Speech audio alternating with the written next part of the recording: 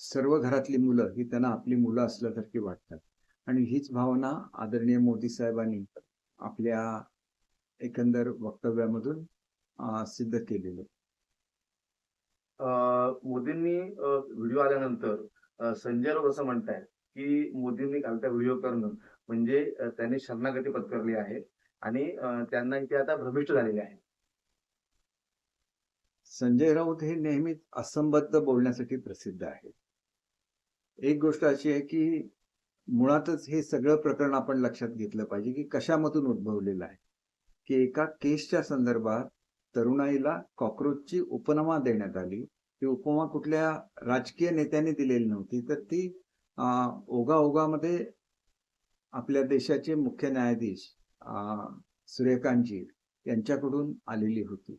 परंतु त्याचा अर्थ युवकांनी वेगळ्या तऱ्हेने घेतला आणि आपल्याला कमी लेखलं जातंय का अशा भावनेतून कॉक्रोच पार्टीचा जन्म झाला. त्याच्यामुळे एक गोष्ट लक्षात घेतली पाहिजे की हे आंदोलन आणि कॉक्रोच पार्टीचं गठन याचं अर्थोअर्थी काहीही संबंध नाही. युवक या प्लॅटफॉर्म खाली एकत्र आले आणि मग त्यांना एक विषय मिळाला या परीक्षेच्या निमित्ताने आणि त्याच्यामधून हे आंदोलन उभं राहिलं. परंतु आंदोलनामध्ये अनेक असामाजिक तत्व सामील झाली आणि त्याच्यामुळे त्यांनी जे पोलिसांवर हल्ले केले, पोलिसांच्या गाड्या तोडल्या, त्याच्यामध्ये विद्यार्थ्यांचा सहभाग नव्हता. तर ती असामाजिक तत्व होती. हे अनेक टीव्ही चॅनलनी सिद्ध करून दिलेले आहेत. त्याच्यामध्ये नामचीन गुंड सुद्धा होते, ज्यांच्यावर मोका लावलेला आहे.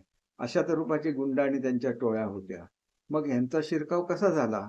तर या एकंदरीत आंदोलनामध्ये राजकीय पक्षांनी शिरकाव केला आणि ह्या राजकीय पक्षांच्या माध्यमातून या असामाजिक तत्वांनी त्याच्यामध्ये प्रवेश केला.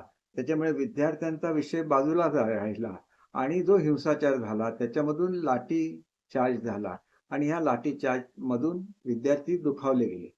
मन हे तरुण लोक असतात, यांची मन सुद्धा तेवढीच कोवळी असतात आणि त्याच्यामुळे त्याच्यावर फुंकर घालणं आवश्यक होतं आणि ते काम वडिलकीच्या नात्याने आदरणीय पंतप्रधान नरेंद्रजी मोदी यांनी केलेलं आहे आणि त्याच्यामुळे खरं तर या गोष्टीचं सर्वांनीच स्वागत केलं पाहिजे. संजय राऊत गृहमंत्री अमित शहा टीका करताना असं म्हणतायत, की तुम्ही तडीपार केलेले गुंड आहात. एक गोष्ट अशी आहे की स्वतः राऊतजी हे तुरुंगामध्ये जाऊन आलेले आहेत, त्यांच्यावर अनेक आरोप झालेले आहेत, म्हणून कोणी त्यांना काही गुंड म्हणत नाही किंवा ह्या गोष्टी कोणी काढत नाही. आणि त्याच्यामुळे एक गोष्ट लक्षात घेतली पाहिजे की अमित शहाजींना जी तडीपारी झालेली होती तो संदर्भ हिंदू आंदोलनाचा होता. एक मोठं अग्नितांडव हे गुजरात राज्यामध्ये घडलेलं होतं. ट्रेन पेटवून देण्यात आली आणि त्याच्यामधून ज्या दंगली उसळल्या त्याचा एकंदर परिणाम हा तत्कालीन तिथं जे राज्यकर्ते होते त्यांच्यावर झाला. त्याच्यामुळे त्याचा अर्थ गुंडगिरीमुळे झालेली तडीपारी नाही आहे, तर एका राजकीय आंदोलनामधून झालेली ती तडीपारी आहे.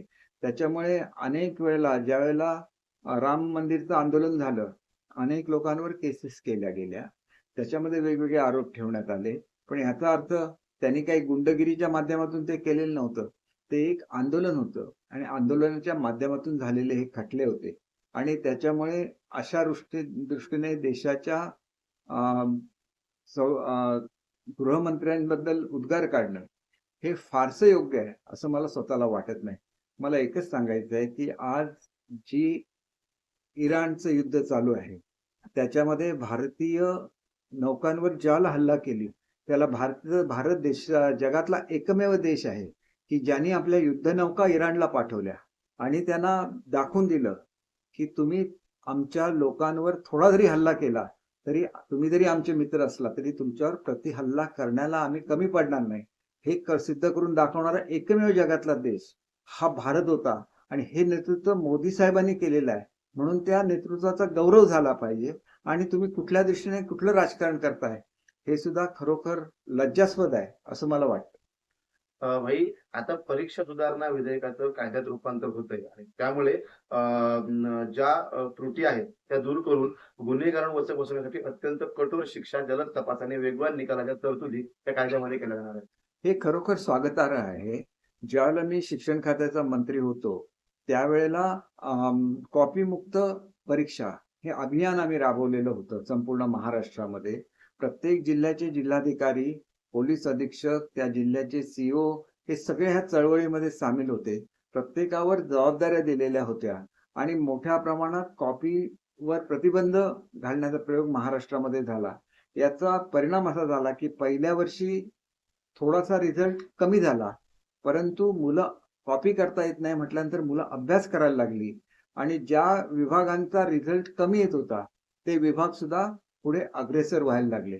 शेवटी आपल्याला सहजासहजी काहीतरी मिळू शकतं, असं जर मुलांना वाटलं, तर मग ते मेहनत करणार नाहीत. म्हणून त्याचं हे उदाहरण आहे, की हे महाराष्ट्रामध्ये घडलेलं आहे. आज सुद्धा कॉपीमुक्त अभियान महाराष्ट्रामध्ये चालवलं जातं आणि त्याच्यामुळे महाराष्ट्रातल्या परीक्षा या चांगल्या रीतीने घेतल्या जातात आणि ह्याच्यापेक्षा सुद्धा अधिक फायदा ह्या नवीन विधेयकामुळे होईल आणि निश्चितपणे पेपर फुटणे वगैरे हे प्रकार हे मला वाटतं इतिहासातून नष्ट होतील.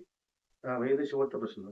अ, अ, या आंदोलनामुळे जितके अत्यंत चर्चेमध्ये आलेले आहेत आणि ते आपल्या पक्षामध्ये यावेत म्हणून शिवसेना आणि ठाकरे गट आणि भाजप यांच्याकडे रस्सीखेच सुरू अशी चर्चा आहे. काय वाटतं? नाही, मला स्वतःला असं वाटतं, की त्यांनी आपलं स्वतंत्र अस्तित्व जपलं पाहिजे. मुळात ते आप पक्षाचे पदाधिकारी होते. त्याच्यामुळे त्यांना पॉलिटिकल बॅकग्राऊंड नाही असं बिलकुल नाही. परंतु त्यांना एक माध्यम मिळालेलं आहे, ज्या माध्यमातून राजकारणाच्या बाहेर राहून युवकांसाठी काहीतरी ते करू शकतात. परंतु त्यांनी सुद्धा स्वतःवर संयम राखण्याची गरज आहे. कारण नुकतेच काही जी स्टेटमेंट त्यांच्याकडून आलेली आहे, ती स्टेटमेंट बघता त्या तरुण वयाचा तो परिणाम आहे. त्यांनी जर योग्य असं नेतृत्व केलं, तर युवकांचे जे प्रश्न आहेत, ते राजकीय प्लॅटफॉर्मवर न येता या माध्यमातून सोडवता येतील आणि त्याच्यामुळे त्यांनी त्याच्यावर अधिक कॉन्सन्ट्रेशन करण्याच्या दृष्टीने त्यांना आम्ही सुयश ठेवतो.